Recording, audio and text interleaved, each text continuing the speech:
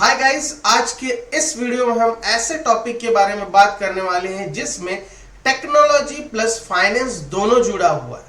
जी हाँ, stock market के अंदर प्रॉफिट कैसे करें with the help of chat GPT. जैसे आप सब जानते हैं, स्टॉक मार्केट के अंदर हाई रिस्क होता है, लेकिन अगर कोई ऐसा साथी मिल जाए जो हमें स्टॉक मार्केट के बारे में गाइडेंस दे और उसके गाइडेंस से हम प्रॉफिट बना सके, आज के इस वीडियो में आपको स्टेप बाय स्टेप बताऊंगा कि चैट जीपीटी आपको स्टॉक मार्केट के अंदर कैसे मदद कर सकता है। तो चलिए बिना टाइम वेस्ट किए बढ़ते हैं इस टॉपिक की तरफ। सोचो, अगर आप चैट जीपीटी से पूछो मार्केट ट्रेंड क्या है, कौन सा सेक्टर ग्रो कर सकता है, या फिर टीसीएस कंपनी का फाइनेंशियल रिजल्ट क्या है, एनालिसिस क्या है, और चैट जीपीटी आपको तुरंत स्ट्रक्चरल जवाब दे दे, तो क्या आपका टाइम बचेगा या नहीं? और जब डिसीजन फास्ट और एक्यूरेट हो तो प्रॉफिट के चांसेस भी बढ़ जाते हैं। ये सीक्रेट हम इस वीडियो में स्टेप बाय स्टेप समझेंगे।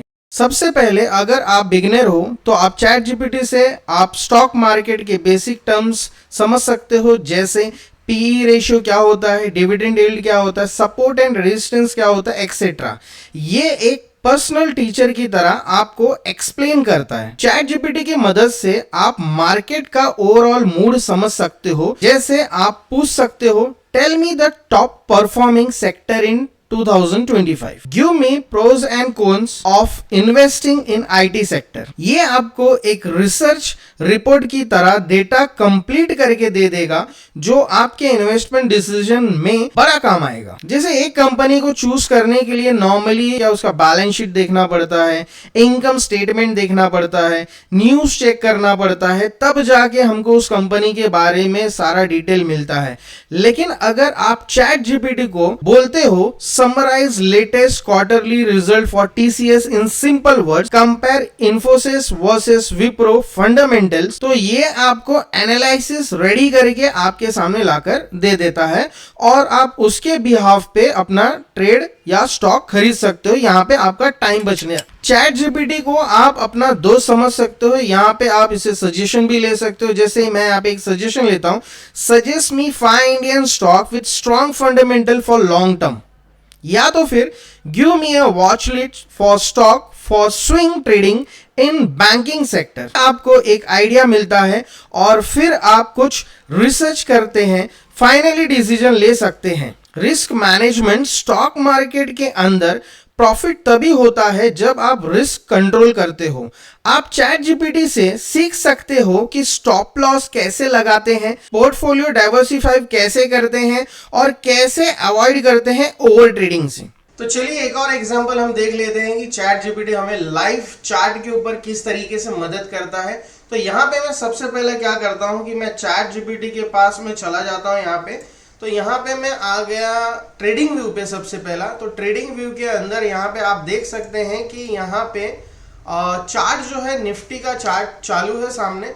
अब मैं इसका क्या करता हूँ, इसका एक स्क्रीनशॉट ले लेता हूँ। मैं यहाँ पे स्क्रीन क्लिपिंग कर लेता हूँ। न्यू में जाके यहाँ पे मैं ये मार्केट को मैं इस तरीके से यहाँ पे मैं इसको मैंने यहाँ पे प्राइस के साथ, ठीक है, ये मैंने इसका स्क्रीनशॉट ले लिया है। अब स्क्रीनशॉट लेने के बाद मैं यहाँ पे जाता हूँ चैट जीपीटी के पास, ठीक है। आ गए हम चैट जीपीटी के पास।